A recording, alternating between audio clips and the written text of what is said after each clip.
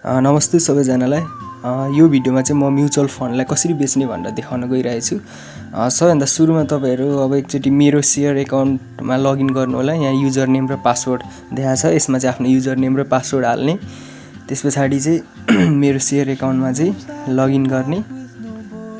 Login गरिसकेपछि अब यसमा चाहिँ तपाईहरु यो माई पोर्टफोलियो लेखेको छ, हौ यसमा जानु पर्यो।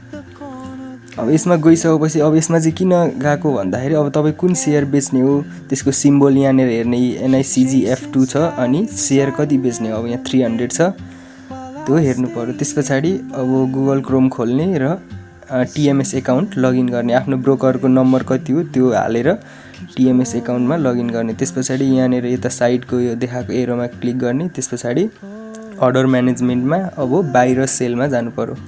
अब बाइ गर्ने हो भने यसलाई चाहिँ बाइतिर यतापट्टि साइडमा लानु पर्यो, सेल गर्ने हो भने सेलतिर, अहिले चाहिँ सेलतिर लग्नु पर्यो। अब मेन इम्पोर्टेन्ट भनेको यहाँनेर यो EQ यो इक्विटी लेखेकोमा चाहिँ यो MF मा चुज गर्नु पर्यो हामीले म्युचुअल फन्डमा। त्यसपछि अब अघि हामीले मेरो शेयरमा हेरेको त्यो सिम्बल थियो NICGF2 हो, त्यो यहाँनेर क्लिक गर्ने। यहाँ गरिसकेपछि यो अटोमेटिक आइहाल्छ।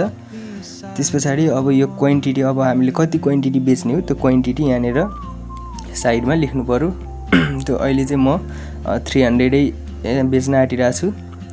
अहिले यहाँनेर यसको प्राइस चाहिँ 9.5 मा चलिरहेछ सेलपट्टि। म चाहिँ 9.5 हालेर अहिले सेल गर्न गइरहेको छु।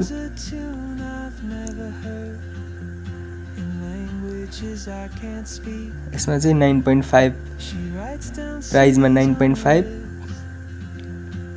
यहाँ क्वान्टिटी 300 छ, सिम्बल पनि हालेर अब चाहिँ सेलमा क्लिक गर्नु पर्यो। यसरी क्लिक गरिसकेपछि हाम्रो अर्डर चाहिँ रिक्वेस्ट भइसकेको छ, सक्सेस देखाएको छ यहाँनेर। अब यहाँ तल यो स्टाटसमा चाहिँ अर्डर रिक्वेस्ट देखाइरहेछ, यो चाहिँ कम्प्लिट भइसकेपछि चाहिँ हाम्रो शेयर चाहिँ यसरी म्युचुअल फन्ड चाहिँ बिक्री भयो।